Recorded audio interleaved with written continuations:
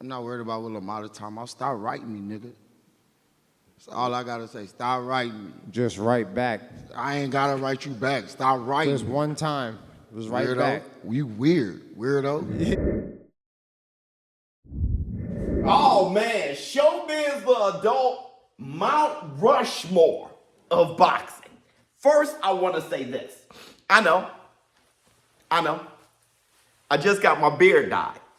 So I look like I should be on Bad Boys 4 or some shit. I look like Mike Lowry or some shit. I know, but listen, it's going to calm down. I just stepped out the chair, so it's a little darker than it should be, all right? But you middle-aged brothers, you know what I'm talking about. When you first dye it and let it sit, it's a little darker than it should be. But let's talk. Before we talk about my Mount Rushmore of boxing right now, I just finished watching the press conference. Caleb Plant, Jamar Charlo, Lamana, and all those things. Listen, let me just give my review real quick of that. Good press conference. I like what Caleb Plant said because you guys know that this is like a setup for Caleb Plant versus Jamar Charlo. Caleb Plant, he kept it real when he said this. May 31st first. A lot of fighters make the mistake of looking past the opponent in front of them and looking on to what's going on down the road, and they wind up not even winning the fight in front of them. And we've seen that here recently. Shout out to my guy, Rolly. So shout out to Caleb Plant for that, for shouting out Rolly Romero, the GOAT. Also, he was absolutely right. Those were all facts. But I want to say this too. Lamana! Brother, I mean, the whole write me back shit. That's all I gotta say. Stop writing me. Just write back. I ain't gotta write you back. Stop writing. Just one time. Just write Weirdo. back. You weird, weirdo. Brother, that, pause. I write. Just one time. Just write Weirdo. back. Another thing, I mean, dressed up looking like the Unabomber, all covered up with the shades and a hat and a hoodie and all that. It was kind of hard to see, you know, the fire in his eyes, the desire for May 31st. I wish he would have taken that off because it looked, honestly, it looked like he was ashamed or afraid, or he looked hidden. All right, so that wasn't a good look for the press conference. Jamar Charlo, he took that. But I just wanted to say, it felt weird seeing Caleb Plant and Jamar Charlo next to each other, right, on the left side. Well, their right side, but the left side of the screen. It was hard to see. You know, you felt like, is there tension there? You know, we all remember the slap, right? And that's why they're going to fight each other. But, I mean, that was over 2 years ago, so it's all forgotten. I'm not sure if it's forgiven, though, because they're going to fight each other. I felt weird. I felt tense looking at that. But they did just fine. They kept it professional. They ain't going to lose out on the bag. So, May 31st, I'm looking forward to that. I will be calling the fight live, live commentary. Now, let's talk about my Mount Rushmore. This has been going around. Everybody giving their Mount Rushmore of boxing right now, and I want to give mine. I want to say this too. Mount Rushmore is 4, okay? So it's the top 4 boxers right now, pound for pound. And I want to also let you guys know that I'm not going to consider accolades. When I do doing my top 4, I'm not going to say belts and accolades, okay, and undisputed or anything like that, because a lot of that stuff is political, all right? At least for me. I'm not going, you know, he was 3-time champion or 2-time champion. I'm going to consider who are the best in the world, top 4 right now, on who they fought, the risk they took, and when they fought them, and how good they look fighting, right? Their performances, how good they look against those guys, all right? I'm going to consider that skill level of opposition, when they fought them, and the risk they took. That's what I'm going to consider more so than the accolades. So don't jump in the comments talking about belts, undisputed stuff, and y'all gonna miss it and still do it anyway, because a lot of people don't listen or they forget when I say this part. But I can't help what you guys going to fail to do. Listen, top 4 fighters in order, in my opinion, based on those things. Number 1, I have Alexander Usyk. as the best fighter in the world. Look at who he fought at cruiserweight. He fought the best there, moves up and fights the best, okay? And he's going to continue on and fight Dane Dubois for the second time.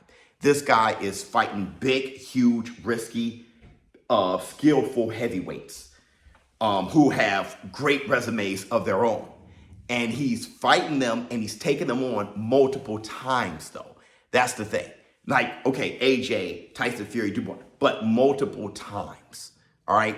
And how he's looking. He's looking like a master classman, going undefeated and taking on those guys. Alexander Usyk, most of the time undersized, every time undersized as a heavyweight, and what he's doing, let alone clearing out the cruiserweight division. I got him number one.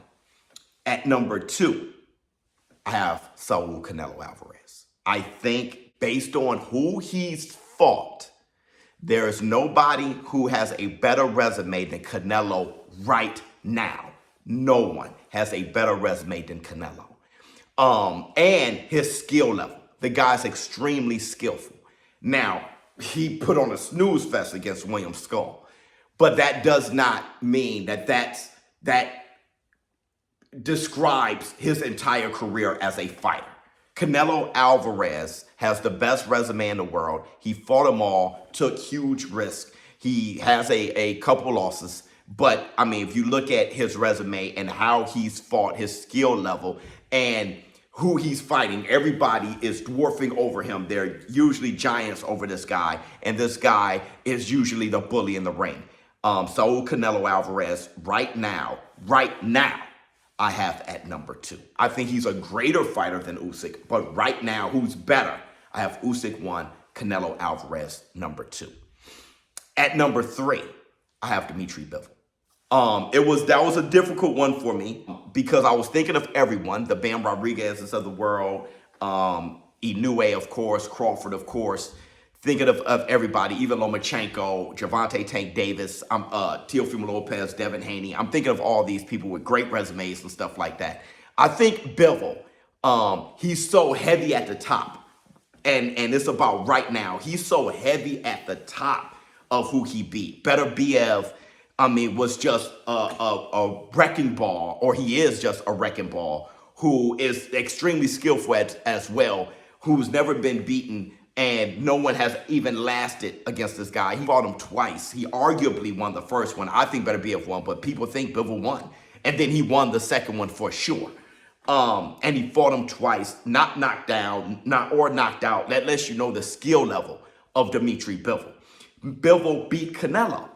That is one hell of a name to have on your resume, all right? And even if you say, well, Canelo was a bit undersized or whatever, Canelo beats everybody who's bigger than him, all right? Dimitri Bivol being one of two to have beaten Canelo Alvarez, that's huge, all right? And then you add Zerto Ramirez and what he provides, Joe Smith, but also just how he performs. All right, and how skillful he is when you add skill on top of it. Right now, I have Dimitri Bivol at number 3. At number 4 of my Mount Rushmore, I have Terence Bud Crawford. Mostly due to his dominant skill level more than anything. When you talk about the risk he's taken, who he fought, when he fought him, it's not that strong, really. Errol Spence was a fantastic win. But when he fought him, there's still questions about that. And that's not Terence Crawford's fault. He tried to fight everybody. He tried to fight Errol Spence before the accident. He was trying to fight Keith Thurman, right, when he was looking good. All right. It's not Terence Crawford's fault. He didn't get a chance to fight Danny Swift Garcia. He fought a good Sean Porter to me. I've considered that a great victory. Sean Porter never really looked bad to me. Even in that fight, Sean Porter, some people thought he was winning. So it's hard to say that was a horrible Sean Porter when he damn near was winning the fight. Okay, he was definitely making a great fight out of it. Terence Bud Crawford, he's had some great victories as well, but then his very best victories, he was far bigger than Gamboa. Postal was a good victory, but how great is Postal really? You have Kell Brook, and we all know He moved up to fight Madrimov and he won there. So that's great there. That's a great risk there. But a lot of those things aren't his fault. And when it comes to his abilities, Terence Bud Crawford is the perfect fighter. And you cannot have a Mount Rushmore today without the perfect fighter being on Mount Rushmore. Now, this is my top 4, okay, fighters right now. Naoya Inoue would be at 5 for me as far as what I'm... Now, if you want to talk about accomplishments and accolades, Naoya Inoue be probably 2, right? As far as right now. He'd be 1 or 2. He definitely not no lower than 3. But abilities, risk, who they fought, Naoya, you can make a strong argument for him, but I think I put Canelo there, and that's probably where Inoue would have been, somewhere. But Canelo took that spot to me because I really thought about he has the best resume in the world, to be honest. And we go, and he has fought every single style, every style. He fought them old, he fought them in their prime, he fought them young. The outcomes aren't on him. If you think that Lara should have won, if you think that, I don't know, Triple G should have won, it doesn't mean that Canelo did anything. He fought the fight. That's my Mount Rushmore top 4 right now. I know people gonna go crazy in the comments or whatever, but those were the reasons why. I didn't think accolades. I didn't talk about accomplishments. I'm thinking about resume, and I'm thinking about abilities, okay, and risk, and when they fought them. All right, let me know how you feel in the comments below. Showbizz for adult. I'm out.